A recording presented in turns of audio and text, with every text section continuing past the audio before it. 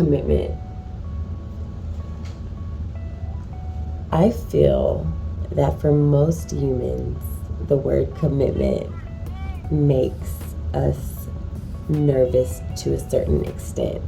Some more than others, some less than others, depending on the amount of responsibility that we have agreed to for our own personal lives. Okay, now with that being out of the way, I think there's a few really important things to remember about commitment, and some things I just want to get off of my chest that I've learned that have been detrimental, I think, for my growth.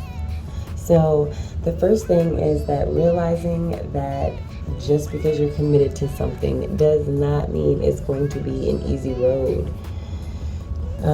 People say stuff like that all the time, but when it hits home, it hits home. So everything may not be going smooth, and sometimes it may be going smooth. But just realizing that there's going to be ups and downs, and to take everything as a lesson and not a loss. And that no one can truly dictate a loss besides you for you and me for me. And they for they and she for she. Yeah, so the next important thing is determining whose opinions are going to be valid. That was something that really changed things for me, because you got to check your source, and also different people have different expertise, and it doesn't always fit for each arena in our lives. And so really sitting down and dictating those outside voices and inside voices, and like calming the noise and taking a moment, that really allows me to get back into the true reason that I committed to something. And last but not least, of course, I think that having the right amount of confidence is very important.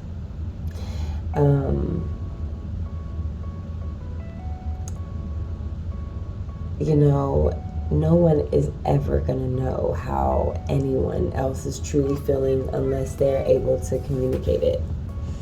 And so I think that when we're able to truly communicate with ourselves, then we're able to truly communicate with other people. And the reason I say that is because things can easily take us off of our road if we let it. So we have to remember that the commitment is really important to yourself mostly.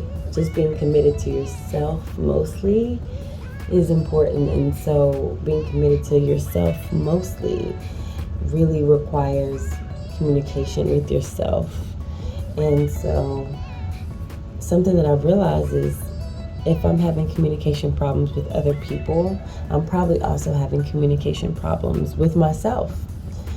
And that was a big one for me. And so those are just like 3 things that really, I feel like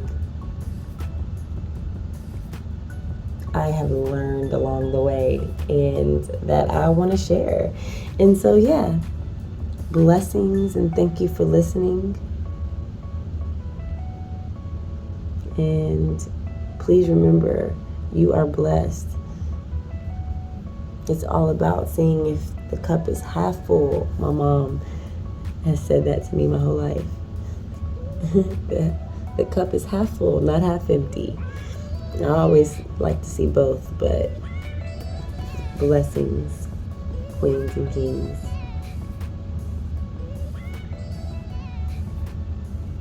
Copywritten by Athina Miller.